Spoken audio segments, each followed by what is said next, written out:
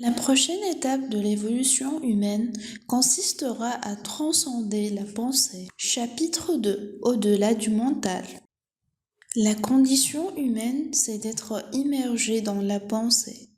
La plupart des gens restent toute leur vie prisonniers des limites de leur pensée. Ils ne dépassent jamais un sentiment de soi personnalisé, construit par le mental et conditionné par le passé.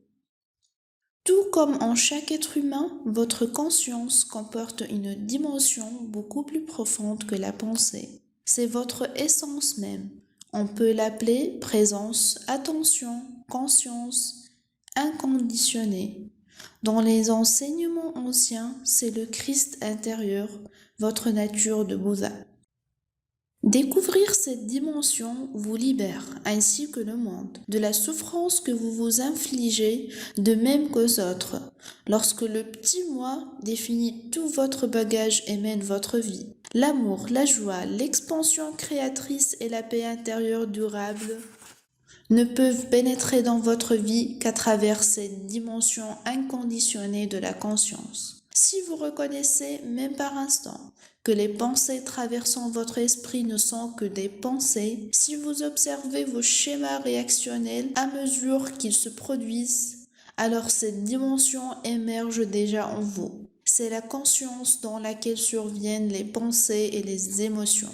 C'est l'espace intérieur intemporel où se déploie le contenu de votre vie. Le flux de la pensée a une force énorme qui peut aisément vous emporter. Chaque pensée se donne tellement d'importance. Elle veut attirer toute votre attention. Voici une nouvelle pratique spirituelle à votre intention. Ne prenez pas vos pensées trop au sérieux. Comment il est facile de se prendre au piège de ses propres prisons conceptuelles. Le mental humain, dans son désir de connaître, de comprendre et de contrôler, prend ses opinions et points de vue pour la vérité. Il dit, c'est ainsi que cela fonctionne. Vous devez dépasser la pensée pour vous apercevoir que, peu importe comment vous interprétez votre vie, celle d'un autre ou son comportement, et peu importe le jugement que vous portez sur une condition, ce n'est qu'un point de vue parmi maintes possibilités. Ce n'est qu'un amas de pensées. Mais la réalité est un ensemble unifié dans lequel tout est entrelacé, où rien n'existe en soi ni isolément. La pensée fait éclater la réalité. Elle la découpe en fragments conceptuels. Le mental, cet instrument utile et puissant, devient fort contraignant s'il s'empare totalement de votre vie. Si vous ne voyez pas qu'il constitue un aspect négligeable de la conscience que vous êtes. La sagesse n'est pas un produit de la pensée. La profonde certitude qu'est la sagesse naît d'un simple geste, celui d'accorder toute votre attention à un être. L'attention, c'est l'intelligence primordiale, la conscience même. Elle dissout les barrières de la pensée conceptuelle et s'accompagne de la reconnaissance que rien n'existe en soi ni séparément. Elles font le sujet et l'objet de la perception en un champ de conscience unifié. Elle guérit la séparation. Chaque fois que vous êtes plongé dans la pensée compulsive, vous évitez ce qui est. Vous ne voulez pas être là où vous êtes, ici, maintenant. Les dogmes religieux, politiques, scientifiques naissent de la croyance erronée selon laquelle la pensée peut englober la réalité ou la vérité. Ils sont des prisons conceptuelles collectives. Le plus curieux, c'est que les gens adorent leurs cellules, car elles donnent un sentiment de sécurité et la fausse impression de savoir. Rien n'a infligé à l'humanité plus de souffrance que ces dogmes. Tout dogme finit tôt ou tard par s'effondrer, oui, car la réalité finit par révéler sa fausseté. Mais si l'on n'en voit pas l'illusion fondamentale, il sera remplacé par d'autres. Quelle est cette illusion fondamentale? L'identification à la pensée. S'éveiller sur le plan spirituel, c'est s'éveiller du rêve de la pensée. Le domaine de la conscience est trop vaste pour être saisi par la pensée. Lorsque vous ne croyez plus tout ce que vous pensez, Vous sortez de la pensée pour voir clairement que le penseur n'est pas votre être essentiel. Comme le mental dépend de l'insuffisance, il est toujours avide d'avoir davantage. En vous identifiant au mental, vous tombez très facilement dans l'ennui et l'agitation. L'ennui signifie que le mental a faim de stimulation intellectuelle et que son appétit n'est pas satisfait. Lorsque vous vous ennuyez, vous pouvez satisfaire la faim du mental en ouvrant un magazine, en faisant un appel téléphonique, en allumant votre téléviseur, en naviguant sur le web, en vous rendant dans une boutique ou, ce qui n'est pas rare, en transférant sur le corps cette impression mentale de manque et ce besoin d'avoir plus, que vous comblez brièvement par l'ingestion d'aliments. Vous pouvez rester dans l'ennui et l'impatience, tout en observant ce sentiment d'ennui et d'impatience. Lorsque vous portez votre conscience sur ce sentiment, il s'entoure soudainement d'espace et de calme, pour ainsi dire.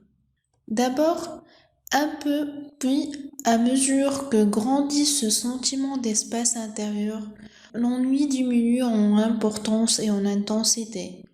Ainsi même l'ennui peut vous enseigner qui vous êtes et qui vous n'êtes pas.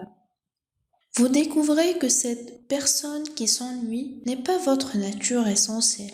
L'ennui n'est qu'un mouvement d'énergie conditionnée qui vous habite. Vous n'êtes pas non plus cette personne en colère, triste ou craintive. L'ennui, la colère, la tristesse ou la peur ne sont pas à vous. Ils n'ont rien de personnel. Ce sont des états d'esprit, ils vont et viennent. Rien de ce qui va et vient n'est vous. Je m'ennuie, qui c'est cela? Je suis en colère, je suis triste, j'ai peur. Qui c'est cela? Vous êtes le fait de connaître et non l'état connu. Tout préjugé implique l'identification au mental. Il signifie que vous ne voyez plus d'autres humains, mais seulement l'idée que vous en avez.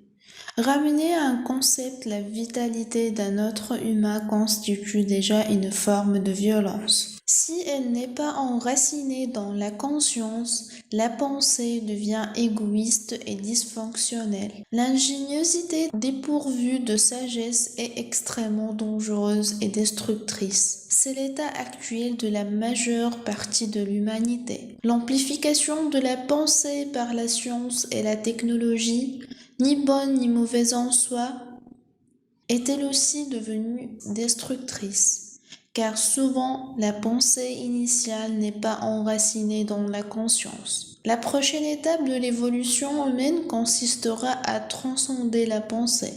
C'est notre tâche urgente. Cela ne veut pas dire cesser de penser, mais tout simplement ne pas être identifié à la pensée, ni possédé par elle.